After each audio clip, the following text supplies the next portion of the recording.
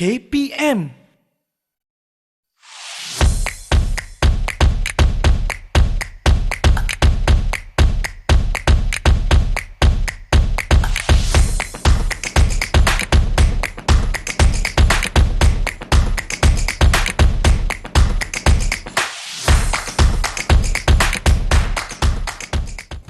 Assalamualaikum, salam sejahtera penonton saluran Didik TV KPM. Anda sedang menonton Bina Upaya Guru bersama saya Nisa K, dan topik kita pada hari ini adalah topik yang saya kira perlu kita dalami kerana ianya sangat-sangat penting kepada pejabat awam, terutamanya kepada guru-guru. Topik kita guru berintegriti, dan kita nak mempersilakan tetamu kita pada hari ini tanpa membuang masa. Selamat datang kepada Encik Nur Hazwan bin Nasruddin yang merupakan Pegawai Hal Ehwal Islam Pengukuhan Integriti Unit Integriti Kementerian Pendidikan Malaysia. Assalamualaikum, selamat datang Cik Azwan. Waalaikumsalam.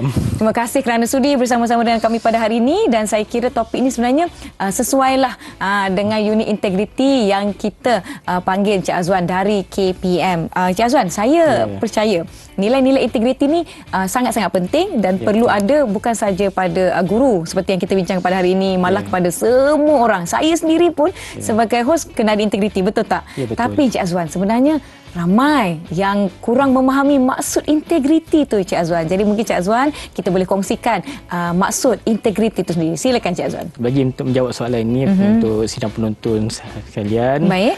Okey. Jadi dalam kita bicarakan tentang nilai-nilai integriti ni, kita perlu fahami maksud dia. Jadi maksud itu saya kabarkan kepada penonton di sini. Baik. Dia berkait rapat, dia sangat berkait rapat dengan nilai kejujuran. Baik. Jujur itu maksudnya apa yang kita sebut, apa yang kita katakan, kita buat. Okey. Selain daripada kejujuran, dia juga berkaitan dengan kesempurnaan. Baik. Kesempurnaan kita dalam menjalankan tugas. Walaupun kita kata manusia ni tak sempurna. bukan tak sempurna, tapi kita cuba usaha untuk buat yang sehabis baik yang kita mampu.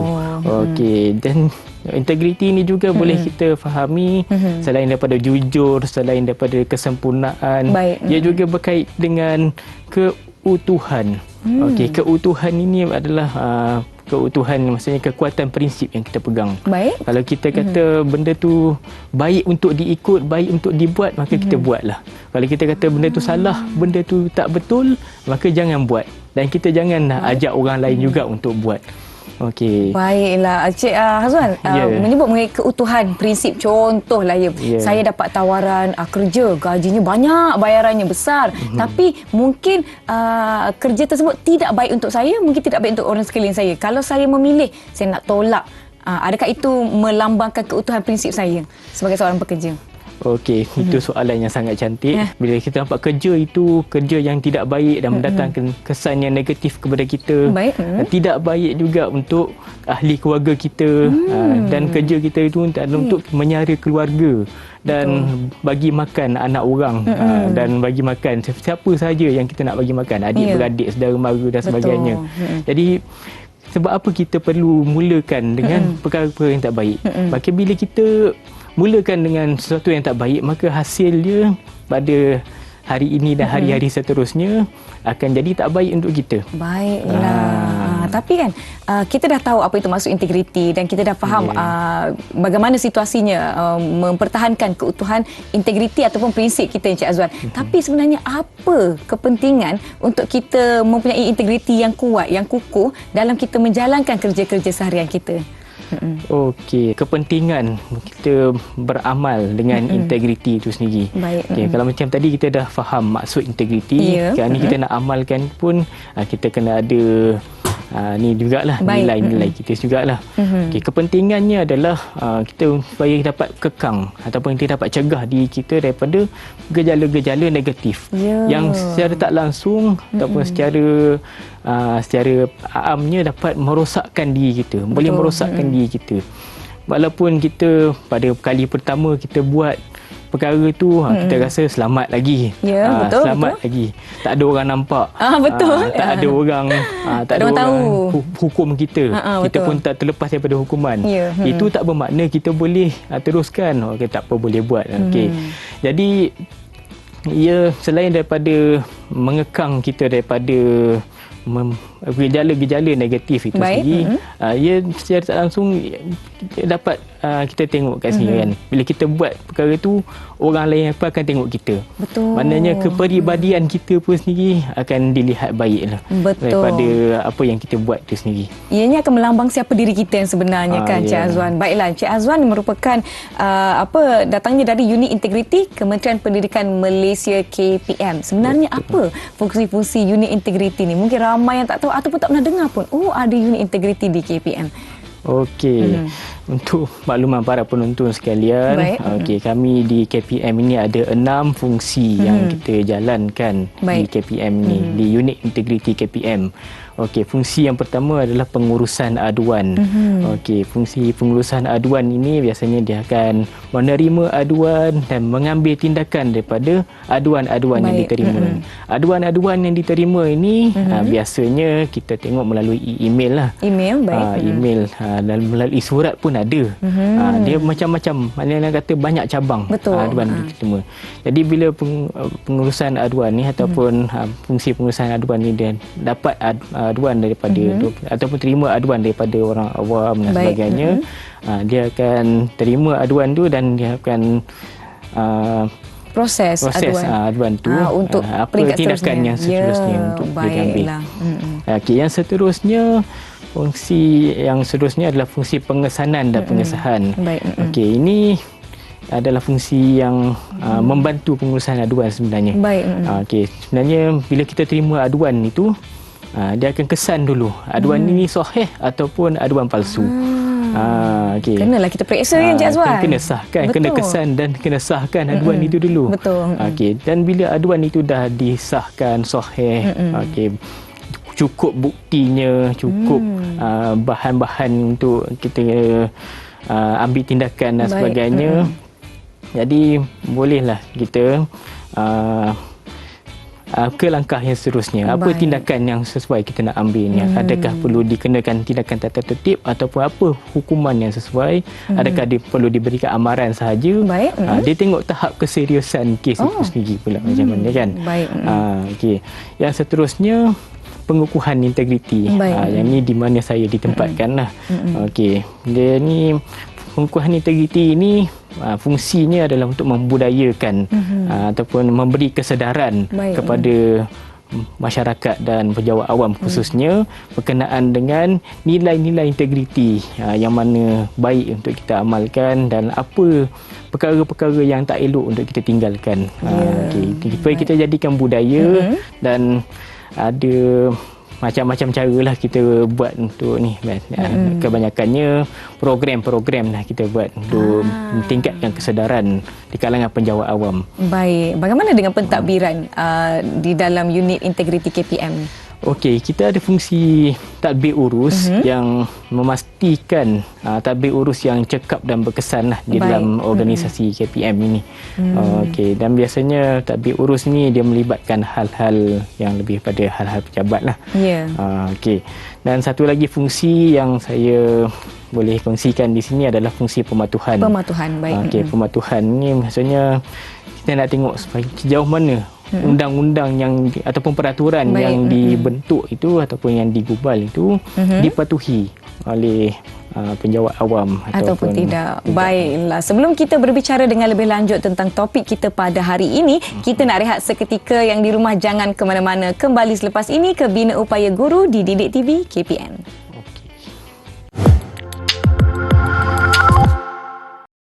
Terima kasih masih menonton Bina Upaya Guru di Didik TV KPM. Kita sedang membincangkan topik guru berintegriti bersama Encik Hazwan dari Unit Integriti Kementerian Pendidikan Malaysia KPM. Baiklah, Cik Hazwan, cakap pasal integriti. Sebenarnya kita banyak dengar isu-isu pelanggaran integriti itu sendiri. Isu-isu penyelewengan contohnya, kita ada salah guna kuasa dan macam-macam lagi salah laku integriti. Mungkin Cik Hazwan boleh jelaskan kepada orang ramai apa kesannya sekiranya berlaku pelanggaran integriti dalam pekerjaan yang mereka lakukan. Silakan Cik Azwan. Untuk menjawab soalan ini, kita perlu ada kesedaran bahawa pelanggaran, setiap pelanggaran peraturan itu adalah sangat membahayakan diri kita sebenarnya. Jadi kesannya bukan sahaja kepada diri kita, tapi kepada ahli keluarga kita. Lebih-lebih lagi kalau ada suami isteri yang baru berkahwin ataupun yang dah lama kahwin, ada anak dan sebagainya, ada tanggungan maksud saya.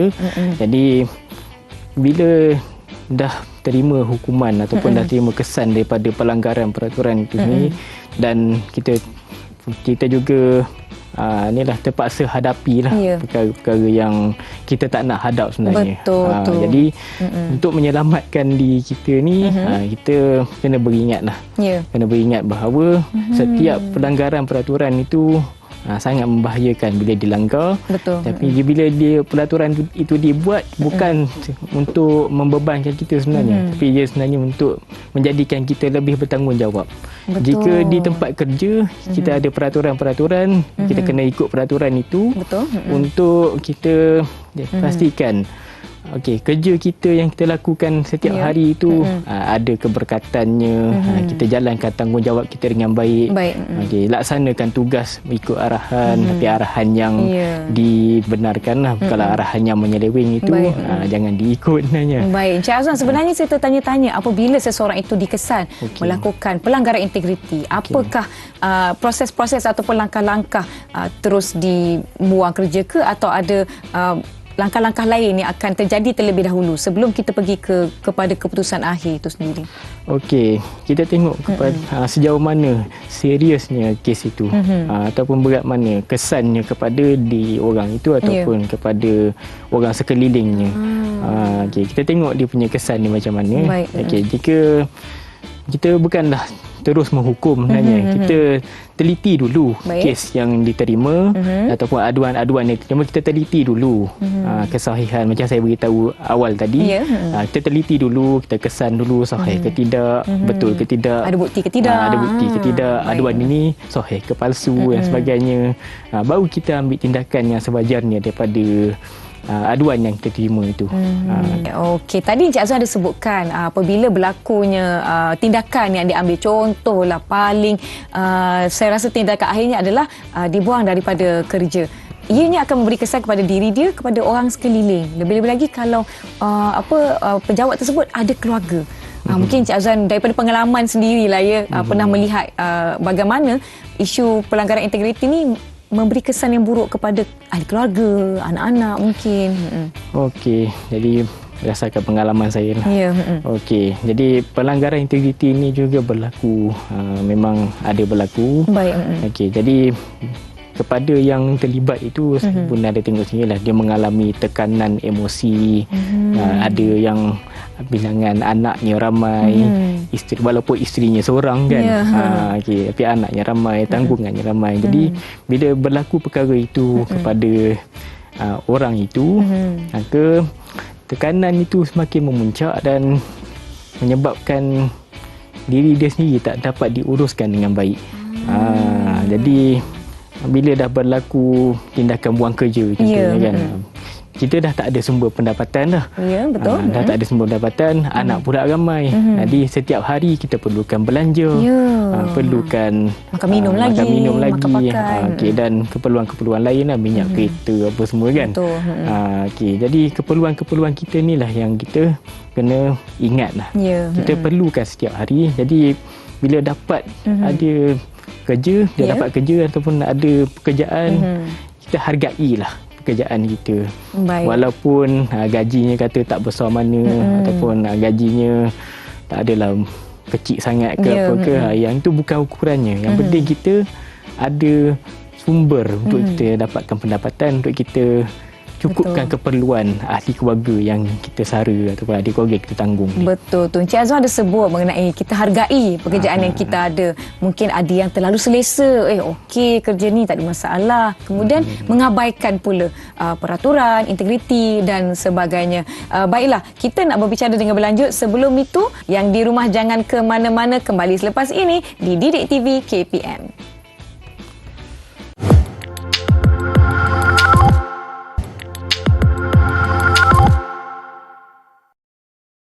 Masih bersama saya Nisa K dan Encik Azwan dari Unit Integriti KPM. Bagi topik kita hari ini, guru berintegriti di Bina Upaya Guru.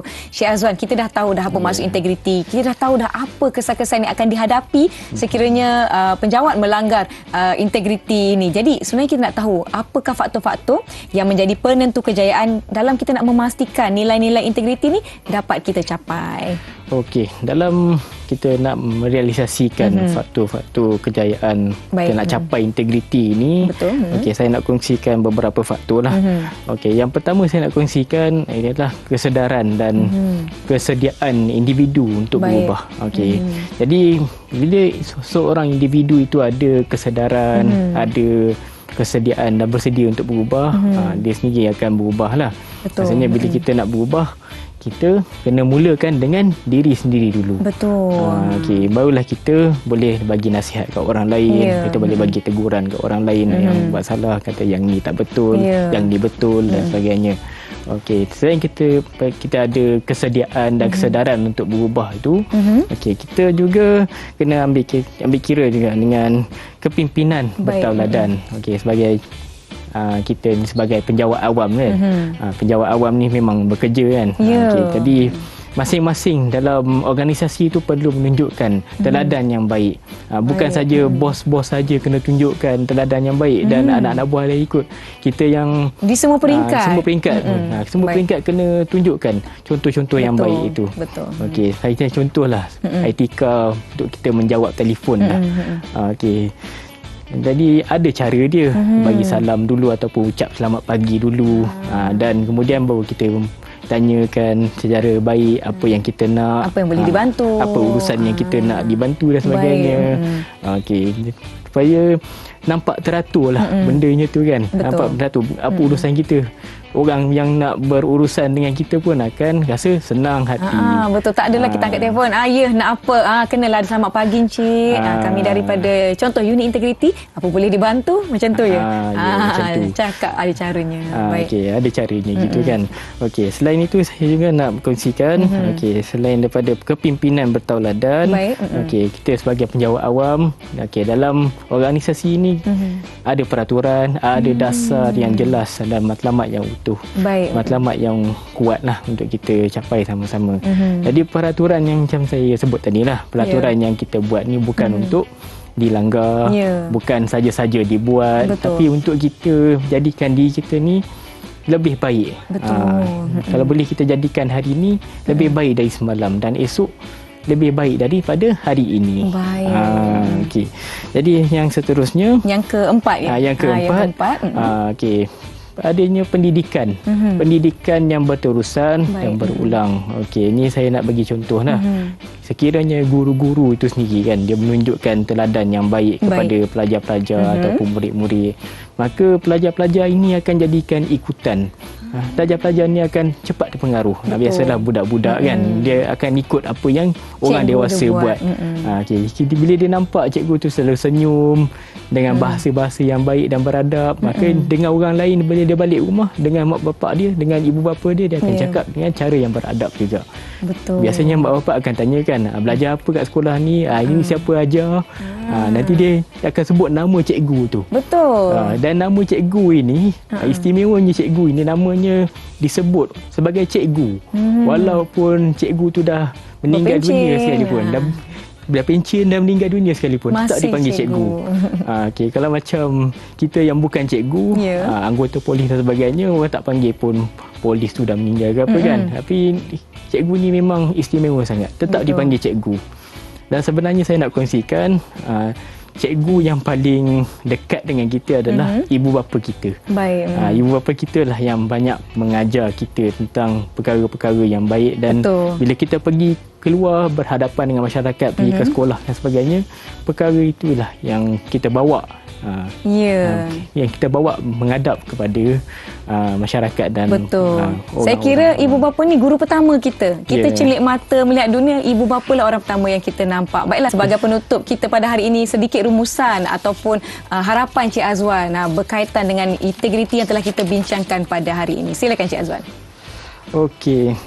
Jadi terima kasih atas ini memandangkan masa yang dah cemburu pun. Saya pun nak simpulkanlah daripada apa yang dah dibincangkan ini.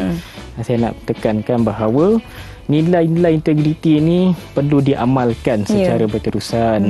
Okey, dan nak amalkan secara berterusan memerlukan kepada didikan awal. Sebab tu saya kata tadi, hargai dan kita berterima kasih kepada ibu bapa dan guru-guru yang mengajar kita tentang adab-adab dan sebagainya. Adab-adab dan penerapan nilai-nilai murni yang kita belajar itu kita bawa pula kepada fasa kehidupan yang lain, dan kita tunjukkan pula kepada fasa kehidupan yang seterusnya. Bila kita dah dewasa, kita layan anak kita macam ni, layan isteri macam ni, layan kawan-kawan di tempat kerja macam ni. Jadi bila dah jadi macam tu, kita pun dapat hidup dengan tenang, dapat hidup dengan secara aman, harmoni dan sebagainya. Maka bayangkanlah bila integriti ini tidak diamalkan secara berterusan. Kita datang ke satu tempat tu dalam keadaan tak aman, apa kita rasa? Dah tentunya rasa tak selesa kan? Betul, rasa tak selamat. Mengganggu orang lain pula kan? Dan bila kita melanggar peraturan tu sendiri, contohnya lampu merah di jalan raya, bila kita langgar, senang nak berlaku kemalangan jalan raya. Bila kita berlaku kemalangan jalan raya, berlaku pula kesesakan lalu lintas. Mengakibatkan kecederaan dan juga kemudaratan kepada orang lain. Baiklah, kita telah pun tiba di penghujung episod Bina Upaya Guru kita pada hari ini. Terima kasih saya ucapkan kepada Encik Nur Hazwan bin Nasruddin yang merupakan Pegawai Hal Ehwal Islam Pengukuhan Integriti dari Unit Integriti Kementerian Pendidikan Malaysia. Banyak telah kita kongsikan pada hari ini, diharapkan dapat memberi input kepada penonton kita di Bina Upaya Guru Didik TV KPM. Terima kasih Encik Azwan kerana bersama-sama kami. Semoga kita bertemu lagi. Terima kasih penonton. Saya Nisa K. Kita jumpa lagi.